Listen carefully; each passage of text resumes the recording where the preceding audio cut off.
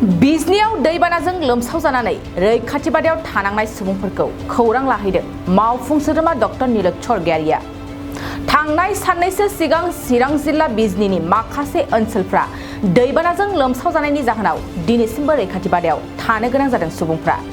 दिनै रैखाथि बादायाव थानांनाय सुबुंफोरखौ बिटिआरनि मावफुं सोद्रोमा डक्टर नीरज स्वर्गियारिया खौरां लाहैयो आरो माखासे मुवा बेसादफोरखौबो राननानै होयो।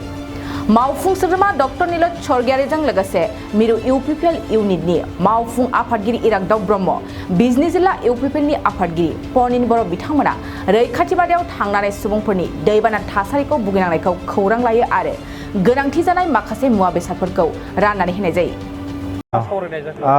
बाहाय जोङो दिनै बिजनी ओनसोलाव रिलिफ केम्पआव बेरायफैनाय मोनसे हाबाफारि लादों। जोङो सेन्ट्रेल इउथ इउपिपिएलनि जानानै जेसांखिनि नैबे ओनसोलाव रिलिफ केम्प दङ, बे रिलिफ केम्पनि समस्याफोरखौ जोङो बुजिना लादों आरो बिथांमोननो एसे जोङो माने अनसुंथाइ एबा जानाय मुवा एसे जोङो बिथांमोननो अनसुंथाइ होफैदों आरो जों आसा खालामदों जे थाबैनो बिथांमोना गावबा गावनि न'आव थांफिननो हायो आरो जों सरकारनिफ्राय बिथांमोननो जेसेबां हागौ एसेबां मदद आरो हेफाजाब होबाय थादों आरो जों दिनै नुबाय नैबे ओनसोलाव गोबां माने न'खरा खहा जादों आरो बिथांमोननि खहा जानायखौ बा खहा जानाय दुखु दाहाजों जोंबो दुखु मोनफानाय फोरमायदों।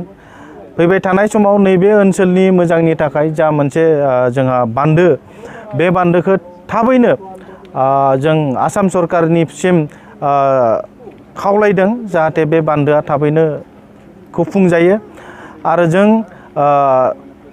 इउपिपिएल इउथ विं हान्जानि जानानै जों खावलायदों जे नैबे समस्याफोरखौ थाबैनो जों समाधान खालामनो हागोन होननानै आरो जोंनि नैबे ओनसोलाव थानाय जायफोरा दिनैसिमबो रिलिफ केम्पआव दङ, बे रिलिफ केम्पआव थानाय बिथांमोननि समस्याफोरखौ जोङो जोंनि गोजौसिम जोङो बिथांमोननो दैथायहरगोन आरो बिथांमोनखौ थाबैनो खहा जानाय जाय बिथांमोननि न' बां बिथांमोनखौ बानायफिननायनि थाखाय थाबैनो जोङो गोजौ महलसिम दैथायहरगोन आरो जों दिनै बिथांमोनजों लोगो मोननानै गोजोननाय मोनदों आरो बिथांमोननो माबा मोनसे फिसाबाबो अनसुंथाइ होफैनो मोननानै गोजोननाय मोनदों। Thank you. थाखो जिसेआव मुं थिसननो हांखुर जानाय फरायसाफोरनि थाखाय मोनसे गोनां फोसावथाय। रौता नर्थ इस्ट पाब्लिक फरायसालिया नोंथांमोननो मोनसे गोजोनथाव खौरां लाबोदों। CBSE जों गनायथि मोननाय रौतानि मुंदांखा नर्थ इस्ट पाब्लिक स्कुलाव दायो थाखो जिसेनि मुं थिसननाया सोलिगासिनो। साइन्स आरो आर्ट्स मोन्नैबो स्ट्रिमनि थाखाय रौतानि नर्थ इस्ट पाब्लिक स्कुलाव मुं थिसननाया सोलिगासिनो।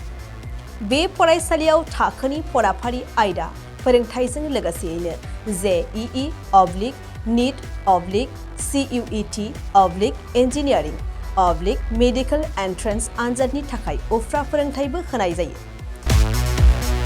बे फरायसालियाव बिजाब बाख्रि, फरायसाफोरनि थाखाय हस्टेल आरो गेलेनाय, मोसानाय बायदि बायदि केरिकुलार एक्टिभिटिसनि सुबिदा दं। गोसो गुदुं फरायसाफोरा दिनैनो दानो नैबे मबाइल नम्बर 8638605769 नङाब्ला 9435184298 आव थोंजों सुलाद लानो हागोन।